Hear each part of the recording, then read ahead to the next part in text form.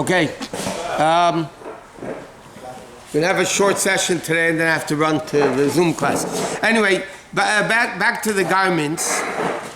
So what happens, sometimes people have loops on the garments, either a belt loop, or sometimes you have a loop that to hang up a jacket on or a coat on, around the collar. Now what happens if that loop tore on Shabbos or before Shabbos? Am I allowed to, because now it's not functional, am I allowed to walk out with that loop and with that garment because the loop is torn? Is that called carrying or not?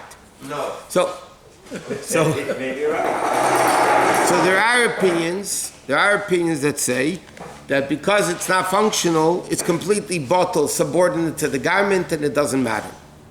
Other poskim, right, other opinions say that if your intent is to fix it, that means it's not subordinate to the garment because you're planning to fix it. Therefore, you shouldn't wear such a garment if you're planning to fix the loop.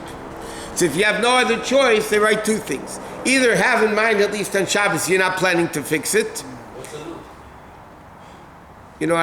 In the loop, out of the loop. Up on the belt, or hang up a jacket. Oh, the belt. That's what it's called, the belt loop. Yeah, you could, but then it might be a shot fixing. Okay, next. Okay, we learned like this. Belts, you're allowed to wear belts on Shabbos. You're allowed to wear garments, some dresses, coats that have belts, even though you're not fastening the belt, but the belt is actually subordinate to the garment, and therefore it's not an issue on Shabbos. We learned already yesterday you can wear a belt and suspenders together, it's not a problem. A gartel, again, it has to be tied closed, properly, but you're only allowed, like we learned, one gartel per garment. So therefore you can't wear two gartels around your jacket or capote or around your shirt. You can't, therefore, if somebody has a belt, and then the belt is also used for the shirt, to hang a gartel around the shirt. So there are people that are makel, but a lot of people say you shouldn't do it because bottom line is the shirt has a belt, which is the gartel. Now you're putting on a second gartel, it doesn't do anything. But as far as wearing a gartel, it's not... now, of course, if somebody wears a gartel to keep his pants up instead of a belt... Huh? Oh, okay. What? Not okay what? Halachically you could, because then it's a belt. How about keys? Like this. You put this... How about a gargle for keys, Rabbi? Now, if somebody, let's say, wears a gartel, let's say they want to have a Shabbos belt for the keys. Or some people wear a gartel around the tzitzis to keep it straight. Or whatever, elastic or whatever it is, to keep it straight. So then you're allowed to wear that on Shabbos, obviously.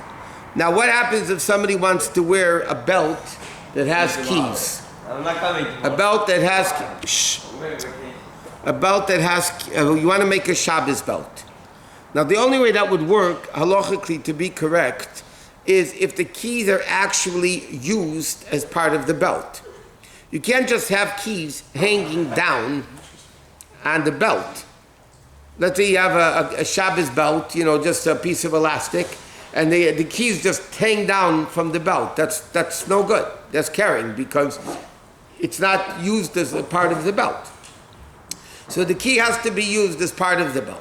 So how would a person do it? So let's say you have an elastic, and then let's see, the best is if a key has two holes in the key. Then you tie one before Shabbos. You tie one side of the string into the hole of the belt. You make sure it's securely fastened. And then you tie the other end in the other hole of the belt and make sure it's securely fastened. Then the key is actually part of the belt because without the key, you don't have a belt. The key is holding the two parts of the string or the elastic together, so then it's fine.